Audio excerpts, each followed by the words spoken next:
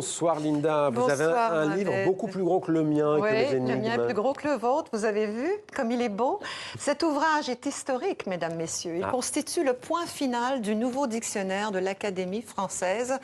C'est le 4e et dernier tome de la 9e édition qui paraît aujourd'hui. C'est un événement puisqu'il s'agit du premier dictionnaire de l'Académie depuis 88 ans. Et oui, les académiciens ont pris leur temps. Ils ont commencé à l'écrire en 1936, donc avant la Deuxième Guerre mondiale. Aujourd'hui, seuls 3 des académiciens qui étaient présents à l'époque sont encore de ce monde. On prend son temps à l'Académie. L'ouvrage a donc été lancé en grande pompe cet après-midi sous la coupole de l'institution. Et vous savez qui était là, Mohamed? Président français. Emmanuel Macron, et Amin Maalouf. Dit le protecteur de l'Académie. Ce titre honorifique est attribué au président français depuis la création de l'Académie française en 1635. À l'époque, seule une minorité des habitants de la France parle français. L'orthographe est anarchique, la grammaire, n'en parlons pas. Le cardinal de Richelieu a alors l'idée de créer une institution qui va donner ses règles à la langue pour, je cite, la rendre pure et éloquente.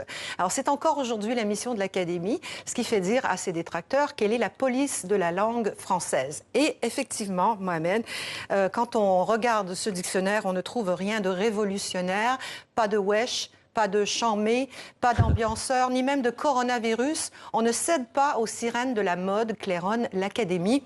Il est de tradition d'attendre qu'un mot se fixe dans l'usage avant d'être reçu. Alors, ce nouveau dictionnaire, c'est donc surtout attaché à faire entrer des mots du siècle dernier.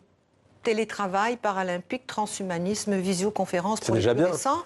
La nouveauté, c'est dans les définitions qui ont été revues et corrigées. Je ne sais pas si vous avez déjà regardé, par exemple, dans le dictionnaire de l'Académie, la définition du mot mariage. Non. Et bien, dans la 8e édition, qui est la précédente, le mariage était l'union d'un homme et d'une femme. Aujourd'hui, c'est l'union de 2 personnes.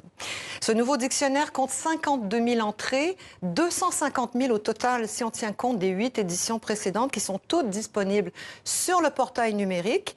Alors, ça permet d'observer l'évolution de la langue au fil des siècles. C'est utile, par exemple, je vous donne un autre exemple, pour le mot « femme » qui, dans la 7e édition, était la femelle de l'homme.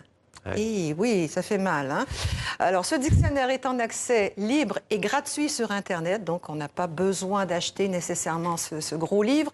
L'Académie estime avoir une mission de service public et c'est une entreprise sans fin, puisqu'à peine viennent-ils de terminer la 9e édition que les immortels sont déjà dans la 10e. Le prochain dictionnaire, le 10e, donc qui sortira peut-être au siècle prochain.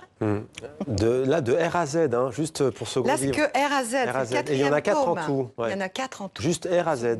Oui. Ouais, pas mal. Merci beaucoup, Linda. Merci. On a vu Amin Maalouf, secrétaire perpétuel de l'Académie française, qui remettait, j'imagine, ce tome 4 un exemplaire à Emmanuel Macron. de l'ouvrage au président français. Merci, Linda, pour cette